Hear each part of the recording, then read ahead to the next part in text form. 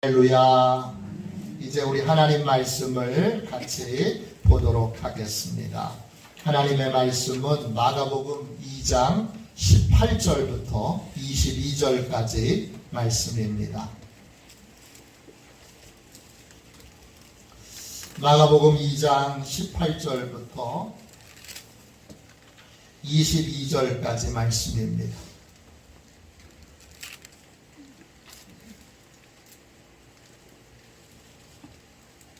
신약성경 책 56쪽입니다.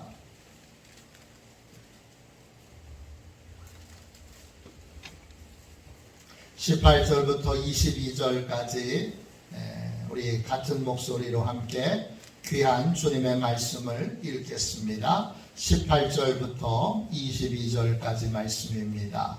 같이 함께 읽겠습니다. 18절입니다. 요한의 제자들과 바리새인들이 금식하고 있는지라 사람들이 예수께 와서 말하되 요한의 제자들과 바리새인의 제자들은 금식하는데 어찌하여 당신의 제자들은 금식하지 아니하나이까? 예수께서 그들에게 이르시되 혼인집 손님들이 신랑과 함께 있을 때에 금식할 수 있느냐? 신랑과 함께 있을 동안에는 금식할 수 없느니라. 그러나 신랑을 빼앗길 날이 이르리니 그날에는 금식할 것이니라. 생배 조각을 낡은 옷에 붙이는 자가 없나니 만일 그렇게 하면 기운 새 것이 낡은 그것을 남기어 헤어짐이 더하게 됐느니라. 새 포도주를 낡은 가죽 부대에 넣는 자가 없나니 만일 그렇게 하면 새 포도주가 부대를 터뜨려 포도주와 부대를 버리게 되리라. 오직 새 포도주는 새 부대에 넣느니라 하시니라. 아멘. 할렐루야. 새 부대로 사는 삶. 이 부대는 가죽 부대입니다. 새 부대로 사는 삶, 이런 제목으로 함께 은혜를 나누겠습니다. 지난 한 주간 월요일부터 금요일까지 휴가를 다녀왔습니다. 무더운 여름이지만 휴가도 못 가시는 성도님들이 많이 계신데 좀 죄송한 마음이 큽니다. 그래도 좀 쉬는 것이, 그리고 좀 멀리 사역지에서 떨어져서 교회와 사역을 살펴보는 시간이 필요하기에 좀 다녀왔습니다. 무사히 잘 다녀왔고 또 많은 것을 느끼는 좋은 시간을 보내고 왔습니다. 또 휴가를 허락해 주시고 기도해 주신 모든 성도님들께 감사를 드립니다.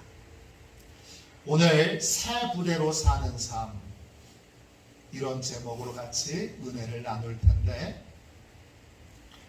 무엇인가 바르게 판단하려면 바른 기준이 필요합니다. 바른 생각을 하려면 바른 생각의 기준이 필요하고, 바른 판단을 하려면 바른 판단의 기준이 필요합니다. 여러분은 무엇인가를 판단하고 또 생각할 때 무엇을 기준으로 삼고 생각하고 판단하십니까? 오늘 읽은 말씀에 보면 사람들이 예수님께 이렇게 질문합니다. 18절을 보십시오. 요한의 제자들과 바리새인들이 금식하고 있는지라 사람들이 예수께 와서 말하되 요한의 제자들과 바리새인의 제자들은 금식하는데 어찌하여 당신의 제자들은 금식하지 아니하나이까? 사람들이 예수님께 와서 바리새인들도 금식하고 세례 요한의 제자들도 금식하는데 왜 예수님의 제자들은 금식하지 않습니까? 이렇게 묻습니다. 여러분, 이 질문에서 사람들은 무엇을 기준 삼아서 예수님께 질문을 하고 있습니까? 바리새인과 세례 요한의 제자들을 기준 삼고 있습니다. 당시 바리새인들은 일주일에 2번씩 금식을 했습니다. 월요일과 목요일이 금식일입니다. 당시 바리새인들에게 금식은 굉장한 자랑거리였습니다. 성전에 기도하러 올라온 바리새인도 하나님께 이렇게 기도했습니다. 누가복음 18장 12절입니다. 나는 일해에 2번씩 금식하고 또 소득의 11조를 드리나이다. 당시 금식은 하나님께 복을 받는 중요한 행위 중에 하나였습니다. 예수님께서도 마태복음 6장에서 하나님께 상 받는 행위 3가지를 소개해 주십니다. 구제와 기도와 금식입니다. 감리교를 시작하셨던 존 웨슬리 목사님도 금식을 중요한 은혜의 통로로 그렇게 강조하셨습니다. 요한 웨슬리 목사님은 5가지의 은혜의 통로, 하나님의 은혜를 공급받는 5가지의 통로가 있는데 그것이 기도와 성경 연구와 성만찬과 금식과 성도의 교제, 즉 예배라고 했습니다. 웨슬리 목사님에게도 금식은 중요한 은혜 받는 통로입니다. 실제로 존 웨슬리 목사님은 수요일과 금요일에 일주일에 2번씩 금식을 하셨습니다. 물론 완전한 단식은 아닙니다. 약식과 절식입니다. 그리고 이틀은 오후 3시 이후부터 아무것도 먹지 않고 금식하셨습니다. 존 웨슬리 목사님은 예수님의 산상수훈을 강해하시면서 금식하는 법을 이렇게 우리에게 알려주셨습니다. 사람에게 보이기 위해서 금식하지 말아야 합니다. 사람에게 보이기 위한 금식은 육체에는 괴로움만 주고 영혼에는 아무런 유익을 주지 못하기 때문입니다. 또 금식을 자기 공로로 삼지 말아야 합니다. 금식할 때에는 우리의 영혼을 하나님께 다 쏟아놓으며 모든 죄악과 우리 자신의 무기력을 정직하게 고백해야 합니다. 다음 금식은 반드시 구제와 선행으로 이어져야 합니다. 금식했으면 금식한 것으로 반드시 다른 사람에게 자비를 베풀어야 합니다. 우리 한국에 초기에 선교사님들이 오셨을 때 미국, 캐나다 이쪽에서 선교사님들에게 선교비를 보내기 위하여 매일 점심을 금식하고 저녁을 금식하고 그 금식한 비용을 아꼈다가 선교비로 보냈던 일들이 많이 있습니다. 이렇게 금식은 반드시 구제와 연결되어 있어야 합니다. 그럴 때 주님이 고넬료에게 이런 칭찬을 하셨는데 이런 하나님의 칭찬이 우리에게도 임하게 됩니다. 사도행전 10장 4절입니다. 천사가 이르되 내 기도와 구제가 하나님 앞에 상달되어 기억하신 바가 되었습니다. 이때 기도와 구제는 같이 갑니다. 이때 기도는 금식이고 그리고 구제는 금식한 것을 가지고 어려운 이웃들을 돌보는 것입니다. 금식은 좋은 것입니다. 귀한 것입니다. 복된 것입니다. 그런데 오늘 지금 사람들과 예수님의 대화는 금식에 대한 것이 아닙니다. 금식을 어떻게 할 것인지, 왜 할 것인지 이런 대화를 나누고 있는 것이 아닙니다. 이 대화의 핵심은 그러면 무엇입니까? 무엇을 삶의 기준으로 삼고 인생을 사느냐? 무엇이 삶의 기준이냐? 이것이 지금 사람들과 예수님 사이의 대화를 나누는 그러한 내용의 핵심입니다. 무엇을 기준으로 생각하고 무엇을 기준으로 판단하고 인생을 살고 있느냐? 여러분은 어떻습니까? 무엇을 기준 삼고 말하고 판단하고 결정하고 살고 계십니까? 여러분의 삶의 기준은 무엇입니까? 롤프 도벨리라고 하는 분이 있습니다. 이분이 쓰신 책 가운데 스마트한 생각들이라고 하는 아주 좋은 책이 있습니다. 우리나라에서 아주 많이 팔린 책 중에 하나입니다. 이 책에 보면 많은 사람들이 선택과 결정을 어떻게 하느냐, 사회적 검증이라는 방법을 통해서 선택하고 결정한다는 것입니다. 사회적 검증이란 뭐냐? 다른 사람들이, 일반적인 사람들이, 많은 사람들이 어떻게 선택하고 어떻게 결정하는지를 확인해 보고 그리고 나서 거기에 동조하는 것입니다. 이게 사회적 검증입니다. 사회적 검증은 반드시 동조심리로 이어지는데, 동조심리란 많은 사람들이 그렇게 해? 그럼 나도 그렇게 해야지. 대다수의 의견에 그냥 따르는 것입니다. 우리에게는 어떤 편견이 있느냐 하면 많은 사람들이 선택한 게 좋은 것이다. 이런 편견이 있습니다. 그래서 많은 사람들이 그 편견에 따라서 그래, 이거 다른 사람들이 많이 쓰는 물건이야? 그럼 나도 써야지. 이거 많은 사람들이 드는 보험이야? 그럼 나도 들어야지. 이거 많은 사람들이 택하는 직업이야? 그럼 나도 택해야지.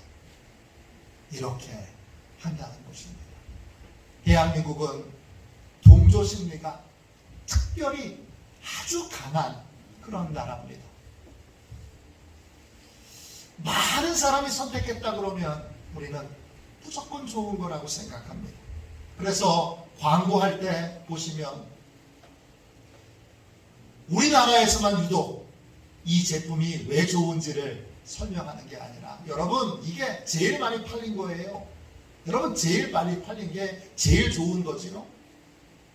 이렇게 제일 많이 팔린 물건이라는 걸 유독 강조하는 것이 우리나라의 광고입니다.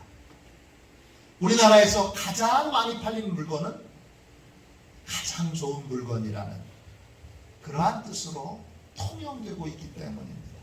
그러나 롤프 도벨리는 가장 많이 팔린 상품이 가장 좋은 상품이라는 근거는 그 어디에도 없다고 하는 사실을 우리에게 알려줍니다. 또 텔레비전, 인터넷의 여러 방송은 얼마든지 이게 많은 사람들이 좋아하고 있구나라고 하는 것을 느끼도록 우리를 속일 수 있습니다. 예를 들어서 텔레비전 코미디 프로그램을 보면, 또 토크쇼를 보면 특정한 부분에 가짜 웃음을 막 삽입시켜서 시청자들로 하여금 따라 웃게 만듭니다. 사실 별로 웃기지도 않는데 텔레비전에서 웃음소리가 확 나면 웃기게 느껴집니다. 별로 재밌지도 않는데 막 방청하고 있는 방청객들, 또 같이 나와 있던 패널들이 막 배꼽을 잡고 웃으면 같이 저게 재밌는 건가 보다. 그리고 같이 웃게 되어 있습니다. 이런 동조 현상을 텔레비전과 여러 방송들은 자의적으로 만들어낼 수가 있습니다. 그래서 사람들에게 이게 많은 사람들이 좋아하는 거니까 당신도 해야 돼. 이게 많은 사람들이 좋아하고 동의하는 생각이니까 당신도 따라야 돼. 그렇게 우리에게 일방적으로 특정한 생각과 특정한 가치관을 강요하는 경우도 많이 있습니다. 작가 윌리엄 서머셋 모엄은 이런 말을 했습니다. 5천만 명의 사람들이 어리석은 것을 주장한다고 해서 그것이 진실이 되지는 않는다. 많은 사람들이 택했다고 해서, 많은 사람들이 그것이 옳다고 주장한다고 해서 그것이 반드시 진실이 되는 것은 아닙니다. 오늘 본문에 나오는 사람들은 당시 많은 사람들이 따라하고 있는 금식의 방법, 금식의 전통을 왜 예수님의 제자들은 따라하지 않느냐고 예수님께 묻습니다. 사회적인 검증이라는 이 도구를 이 사람들은 확고하게 믿고 있습니다. 많은 사람들이 하는 게 옳은 거다. 많은 사람들이 하는 것이 좋은 거다. 이런 확신을 이 사람들이 가지고 있습니다. 그래서 그 확신에 따라 많은 사람들이 지금 바리새인들이 하고 있는 금식을 따라서 금식하고 있는데, 왜 예수님의 제자들은 그 바리새인들의 금식을 따라, 바리새인들의 금식의 전통을 따라 금식하지 않느냐, 이렇게 묻고 있습니다. 이 물음에 대해서 예수님은 뭐라고 대답하십니까? 예수님은 두 가지로 대답하십니다. 먼저 제자들도 지금은 금식하지 않지만 금식하게 될 때가 곧 오게 될 것이다, 이렇게 말씀하십니다. 19절 20절 말씀 보세요. 19절입니다. 예수께서 그들에게 이르시되 혼인집 손님들이 신랑과 함께 있을 때에 금식할 수 있느냐? 신랑과 함께 있을 동안에는 금식할 수 없느니라. 그러나 신랑을 빼앗길 날이 이르리니 그날에는 금식할 것이니라. 지금 예수님의 제자들이 금식하지 않은 이유는 때가 되지 않았기 때문입니다. 때가 되면 예수님의 제자들도 분명히 금식하게 될 것입니다. 그 다음 예수님께서는 새 포도주는 새 부대에 담아야 한다, 이렇게 말씀하셨습니다. 21절 22절 보세요. 21절 22절입니다. 생배 조각을 낡은 옷에 붙이는 자가 없나니 만일 그렇게 하면 기운 새 것이 낡은 것을 당기어 헤어짐이 더하게 되느니라. 새 포도주를 낡은 가죽 부대에 넣는 자가 없나니 만일 그렇게 하면 새 포도주가 부대를 터뜨려 포도주와 부대를 버리게 되리라. 오직 새 포도주는 새 부대에 넣느니라 하시니라. 이 두 번째 말씀은 두 가지의 비유를 예수님이 말씀하고 계십니다. 하나는 헌 옷을 기울 때 새 천을 사용하지 않는다는 것입니다. 새 천으로 헌 옷을 기우게 되면 새 천이 헌 옷을 잡아당겨서 헌 옷이 더 많이 헤어지게 되기 때문입니다. 이 말은 새로운 것을 옛 것으로 기준 삼아 생각하고 판단해서는 안 된다는 뜻입니다. 그 다음 두 번째 비유도 같은 뜻입니다. 새 포도주를 낡은 가죽 부대에 넣어서는 안 된다는 것입니다. 당시 예수님이 계실 때에 포도주를 만드는 방법은 포도 주스를, 포도즙을 가죽으로 만든 부대에 넣어서 발효를 시키는 것이었습니다. 새 포도주란 만들어져 있는 완성된 포도주가 아니라 막 발효를 시작한 포도즙을 의미합니다. 포도즙이 발효하기 시작하면 포도즙에서 여러분 이산화탄소가 많이 발생합니다. 그래서 포도즙을 용기에 담을 때에는 용기에 70%만 담게 되어 있습니다.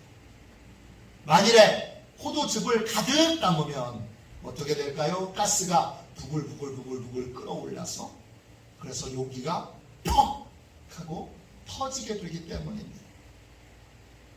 그런데 낡은 가죽 부대는, 가죽은 오래되면 어떻게 됩니까? 신축성과 유연성이 떨어집니다.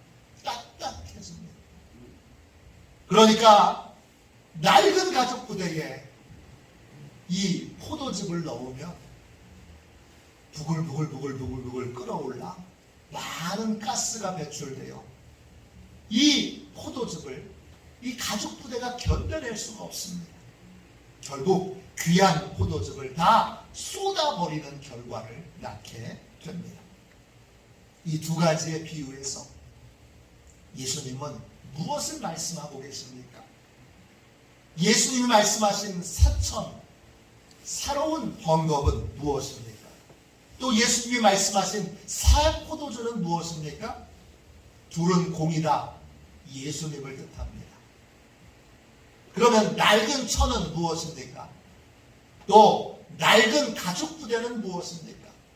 바로 예수님을 주인으로 영접한 우리를 뜻합니다.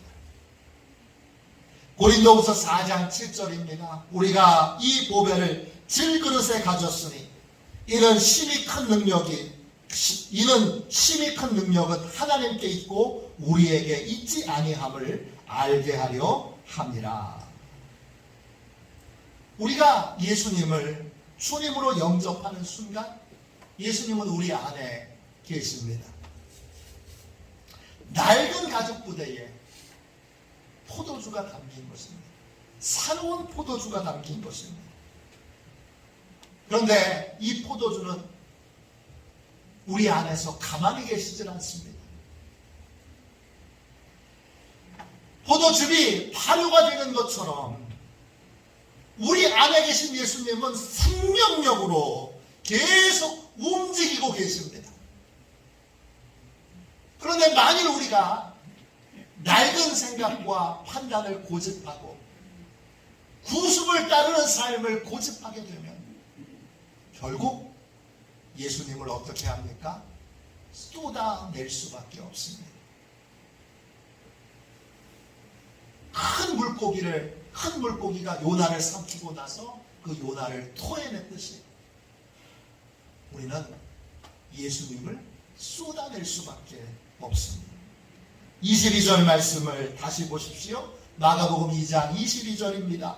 새 포도주를 낡은 가죽 부대에 넣는 자가 없나니 만일 그렇게 하면 새 포도주가 부대를 터뜨려 포도주와 부대를 버리게 되리라. 오직 새 포도주는 새 부대에 넣느니라 하시니라.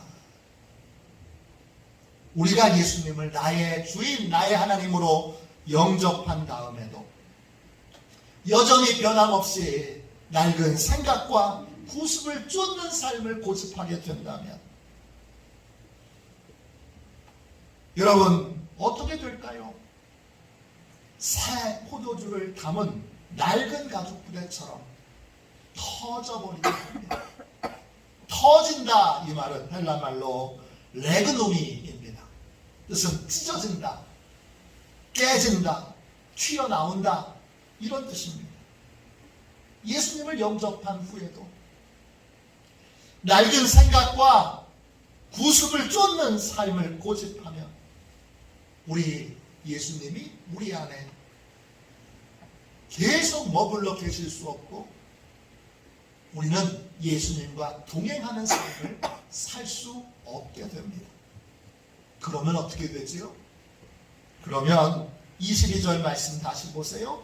포도주와 부대를 버리게 되리라 그랬어요. 포도주는 예수님이고 부대는 나잖아요. 예수님과 나 모두가 여러분 망가져버리게 됩니다.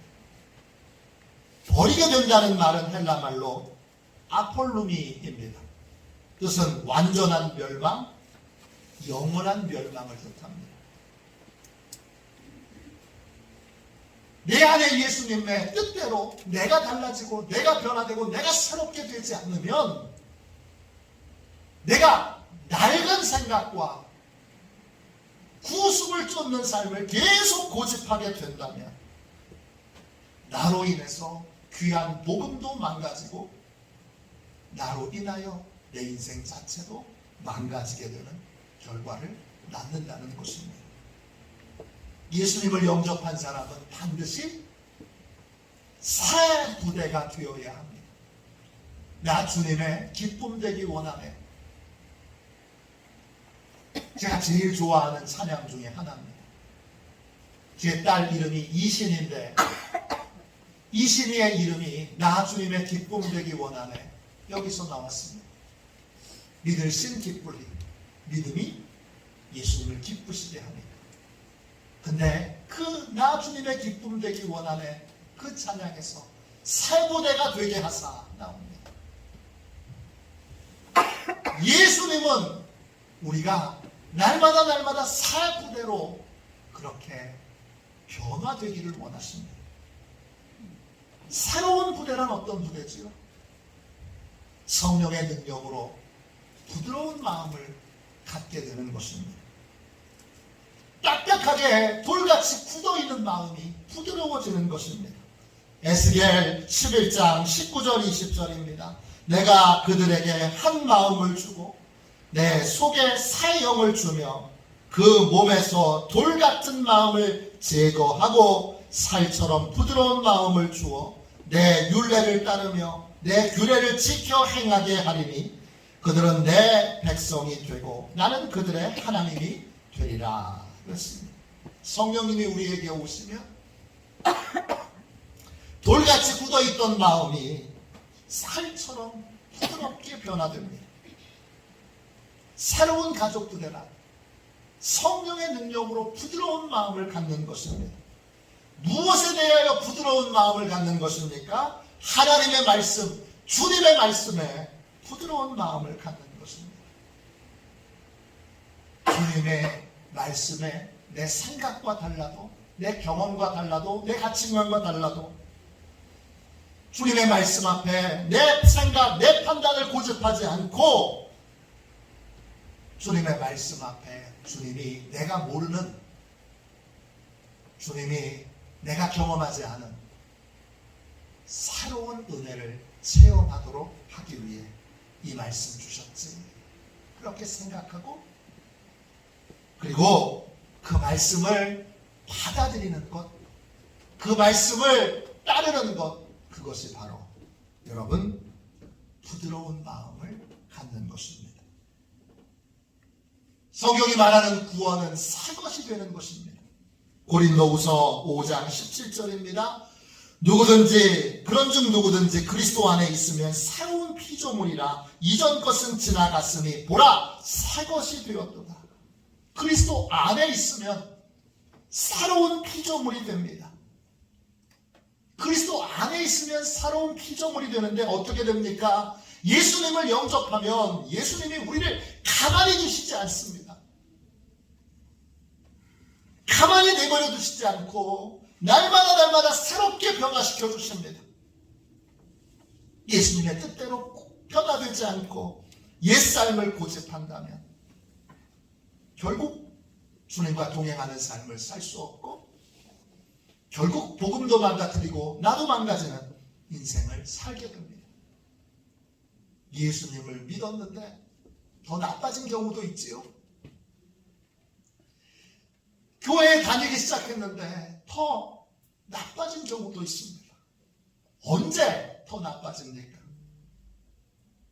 예수님의 뜻대로 변화되지 않고 옛삶을 고집하고 옛 구습을 고집하고 옛날이 좋았는데 옛날이 행복했는데 그러면서 지금 변화되고 지금 바뀌어지고 지금 새롭게 되어야 될 것들을 받아들이지 않고 구습을 쫓는 옛삶을 고집할 때 복음도 힘을 잃어버리고 그리고 내 인생도 여러분 복음의 은혜를 누릴 수 없는 망가진 인생, 깨진 인생이 될 수밖에 없습니다. 그렇게 되지 않으려면 우리는 주님의 뜻대로 날마다 옛사람을 벗어버리고 새 사람으로 지으심을 받아야 합니다. 에베소서 4장 22절 24절입니다.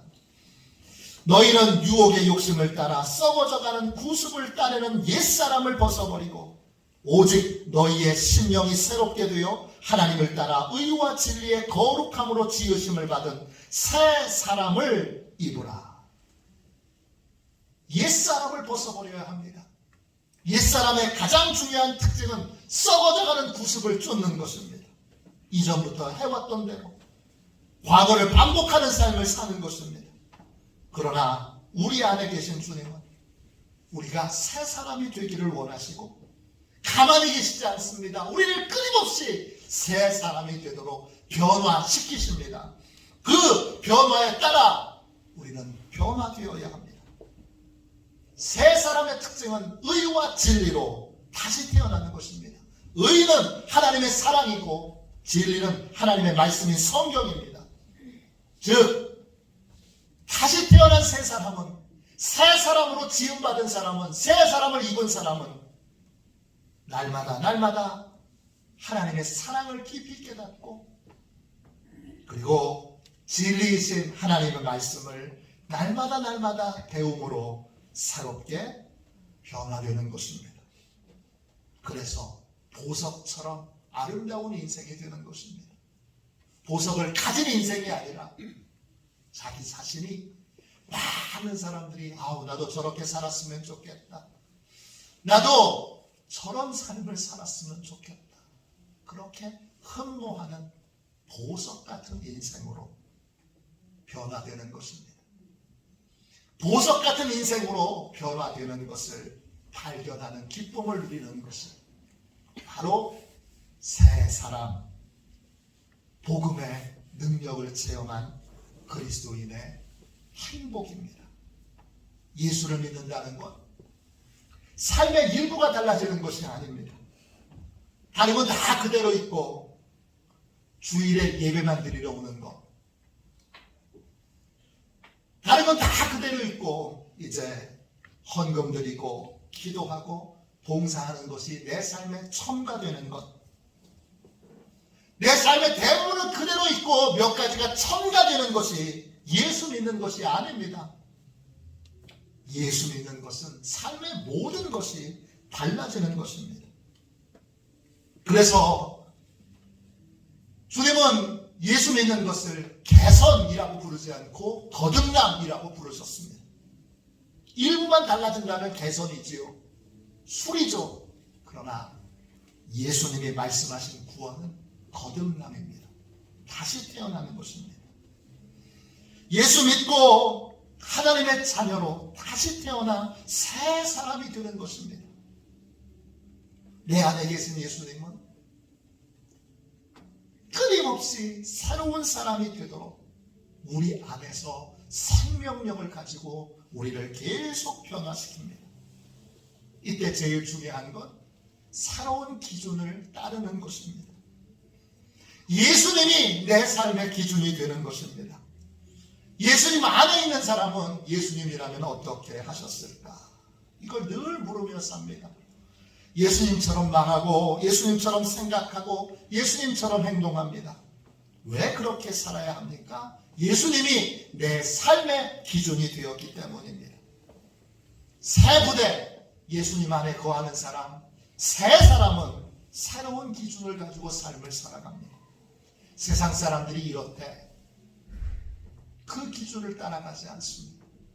그렇게 하면 돈 많이 번대, 그렇게 하면 출세한대, 그렇게 하면 성공한대, 그렇게 하면 행복하대. 일반스승의 여러 이론과 말과 주장을 따르지 않습니다. 예수 믿는 사람에게, 예수님 안에서 거듭난 사람에게 삶의 기준은 딱 하나입니다. 예수님입니다. 예수님이라면 어떻게 하셨을까? 예수님 어떻게 하기를 원하십니까? 예수님처럼 생각하고 예수님처럼 말하고 예수님처럼 행동하여 예수님이 삶의 기준으로 그렇게 견고하게 서는 사람. 나는 돈을 덜 벌어도 예수님의 뜻대로 산다. 나는 출세를 덜 해도 예수님의 뜻대로 산다. 나는 다른 사람처럼 덜 유명해지더라도 예수님의 뜻대로 산다. 이것이 여러분 새 부대, 구습을 쫓는 옛사람을 벗어버리고 의와 진리로 새롭게 지음받은 삶의 모습입니다. 저와 여러분이 이제 예수님을 다 마음의 주인으로 영접하셨으니 구습을 쫓는 옛사람을 이제 오늘 성령님의 은혜로 이 예배 시간에 완전히 벗어버리고 의와 진리로 새롭게 지으심을 받은 새 사람을 입으시기를 주님의 이름으로 축원합니다. 여러분의 삶에 예수 그리스도가 기준되는 새 삶이 열리기를 축원합니다. 우리 함께 288장 1절만 두 번 찬양하고 새 부대로 예수님을 기준 삼은 새 삶을 살게 하여 주옵소서. 우리 함께 기도하도록 하겠습니다. 288장 1절만 두 번 찬양하겠습니다.